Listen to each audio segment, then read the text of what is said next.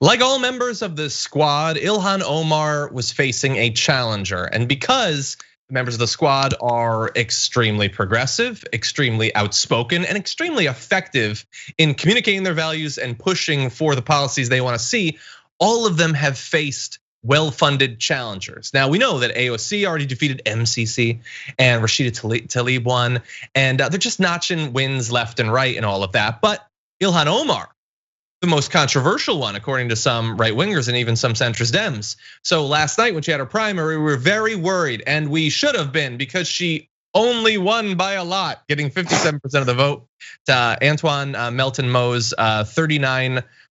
So a significant win there, almost 20 points. And she tweeted about the results saying, in Minnesota, we know that organized people will always beat organized money. Tonight, our movement didn't just win, we earned a mandate for change. Despite outside efforts to defeat us, we once again broke turnout records. Despite the attacks, our support has only grown. She got a higher percentage of the vote this time around, despite being so controversial. And she referenced there to the money. She raised $470,000. The challenger raised in the second quarter alone $3.2 million. So significantly outraised there. And there was a little bit of fear and a lot of prognostications that she was going down, the same as with AOC and Tlaib, everyone else, involved the squad. But in the end, no.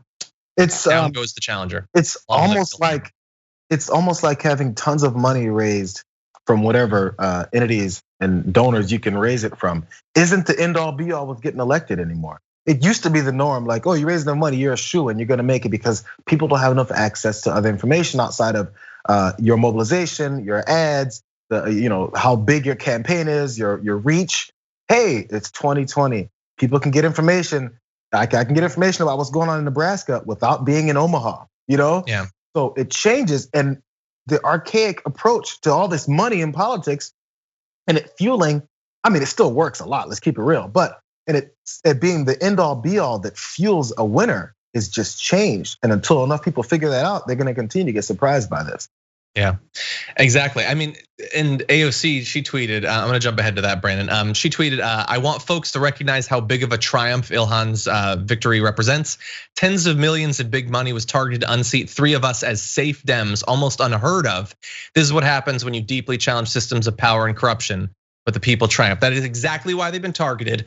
And by the way, in terms of them being safe Dems and the fact that they face primary challengers, totally. Yeah, if you want to challenge them, the same as they challenge people. AOC was a primary challenger, it's gonna become a Democrat. You get to, but if you do it for the wrong reasons, we get to identify that. And if you do it for the wrong reasons and then you get crushed, we get to go, ha ha, we get to do that. Yeah, or maybe learn your lesson.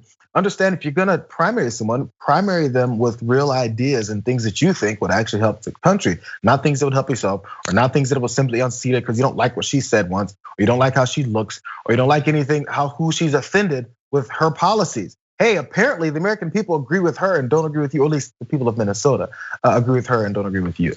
Yeah, it's that you come at the king principle, by the way. Maybe come with something beyond just money. But I also want to just briefly mention, now that we've sort of moved past this primary phase as it pertains to the future of the squad, its integrity and everything.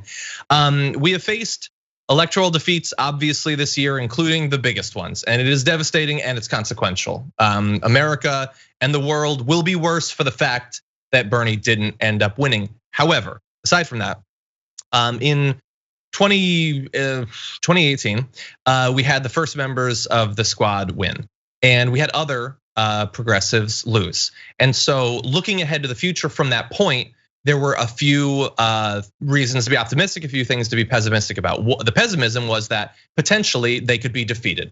If they come in and they're actual progressives, they could be defeated and it would be a huge setback. It would be devastating to the movement. So that reason for pessimism turns out didn't actually happen.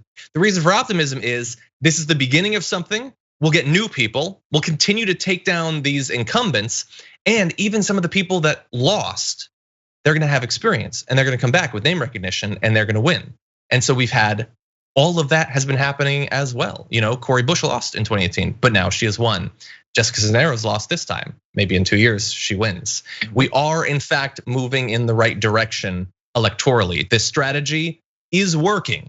It might not be as fast as I would want necessarily, and there have been losses that have been devastating. But some of those losses this year, good people that we've had on the damage report multiple times, they could win their primaries in 2 years. In 2.5 years, they could be congressmen and women.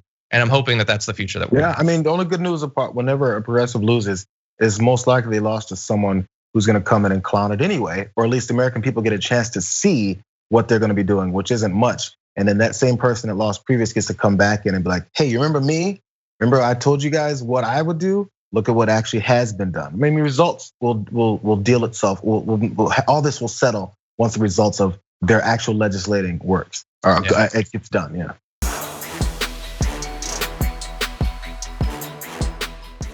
Check out the Damage Report podcast each day, wherever you get your podcasts, whether Pocket Casts or Stitcher or iTunes. You can join me as I give you the news and stories you want, with a range of co-hosts and interview guests jumping in on the fun each day. Again, that's the Damage Report, wherever you get your podcasts. And if you get them at iTunes, don't forget to rate and review. Sometimes I'll read them live on the show.